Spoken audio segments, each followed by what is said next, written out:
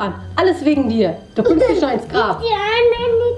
Übrigens, ich habe Haare unter dem Kopf. Spaß beiseite, das kennen wir alle. Der positiven Sprache wird im Alltag leider wenig Aufmerksamkeit geschenkt. Es gibt genug Anlässe, wo wir immer mal wieder laut werden, Schuld zuweisen, bestechen, nachgeben und das alles nur, um unsere Kleinen dazu zu bringen, das zu tun, was wir wollen oder einfach für mehr Ruhe. Wären da nur nicht die Schuldgefühle und der Scham, nicht Mutter und Vater zu sein, die wir gerne wären, ist eine entspannte und liebevolle Kommunikation mit euren Kindern und ein langfristiger Familienfrieden überhaupt möglich? Hey, so nicht. Die Kinder wollen wir beibehalten. Mit nur 7 gut einsetzbaren Taktiken könnt ihr diesem Wunsch näher kommen.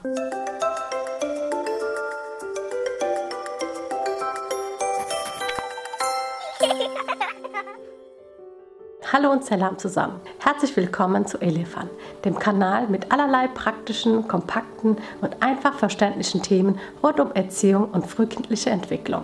Ich bin Hilal und ich habe es mir zur Aufgabe gemacht, euch im Alltag zu unterstützen. Wenn ihr kein Video verpassen wollt, dann lasst doch bitte ein kostenloses Abo da.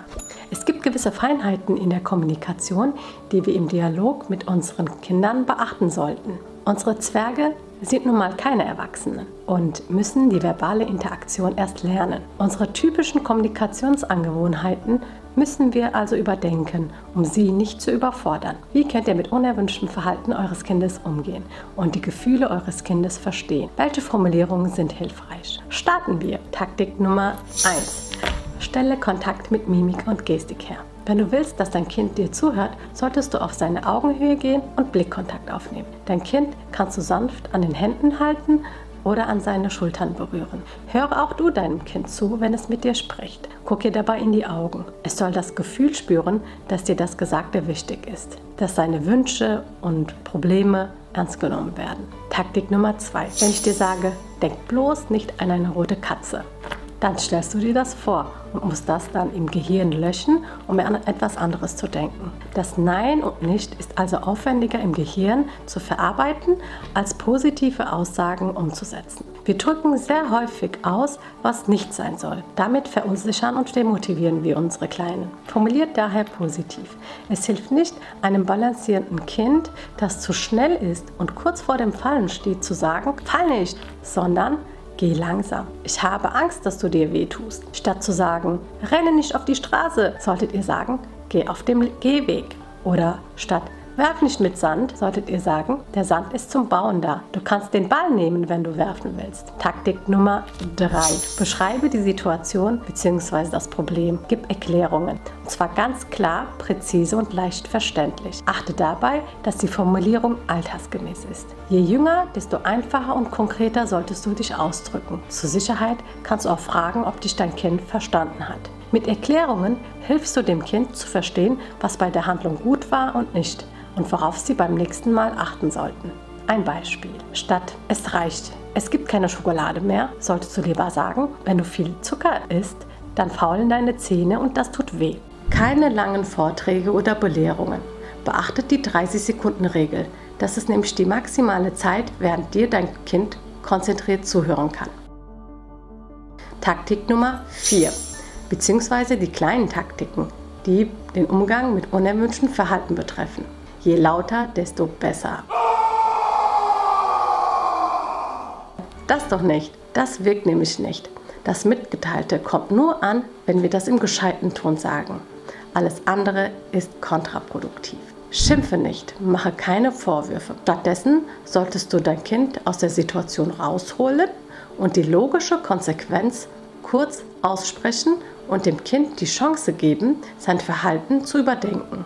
Die Kinder wissen meist nicht, was sie stattdessen tun können. Wir belohnen sie dann ungewollt mit Aufmerksamkeit. Finde Anlässe zum Loben. Statt musst du das Wohnzimmer immer so chaotisch hinterlassen, solltet ihr lieber sagen, deine Malsachen hast du ja vorhin bereits super auf ihren Platz gelegt. Lass uns noch die Kuscheltiere in die Spielkiste tun. Vermeide Drohungen oder Bestrafungen, weil es die Beziehung schädigt, wenig glaubhaft ist und selten umsetzbar ist. Wenn wir zum Beispiel sagen, wenn du jetzt rumheulst, gehe ich ohne dich raus. Stattdessen, ich möchte, dass du dich jetzt fertig machst. Du willst doch mit zum Spielplatz, oder? Ein weiteres Beispiel. Statt zu sagen, wenn du die Bücher weiterhin zerreißt, bekommst du gar keine Bücher mehr, solltet ihr sagen, ich werde die Bücher weglegen und du kannst nicht mehr daraus lesen. Droht ja nicht mit Liebesentzug. Ihr solltet lieber sagen, ja, ich bin jetzt wütend, aber egal, was du mir sagst und machst, ich werde dich immer lieben. Es gibt nichts, was meine Liebe zu dir ändern kann. Trenne das Verhalten vom Kind, statt du bist so unerzogen oder Nessalachsen, Abtal, solltet ihr sagen, ich finde es nicht gut, dass du mit den Stiften auf die Couch malst. Biete dem Kind Handlungsoptionen an. 2 genügen dabei. Statt Schlaf jetzt, solltest du sagen, möchtest du lieber, dass Mama dir ein Buch vor dem Schlafengehen liest oder doch lieber Papa? Taktik Nummer 5, was den Umgang mit Gefühlen angeht. Habe Verständnis für seine Gefühle. Ihr könnt, ich verstehe, benutzen. Beschreibe die Gefühle des Kindes und auch deine. Das macht dich wütend. Ich weiß. Ich mag es nicht, wenn du mich kratzt. Lasse Gefühle zu und unterdrücke sie nicht. Statt, es ist nichts passiert, heul nicht. Oder hör auf zu heulen, solltet ihr sagen, ich sehe, dass es hart für dich ist.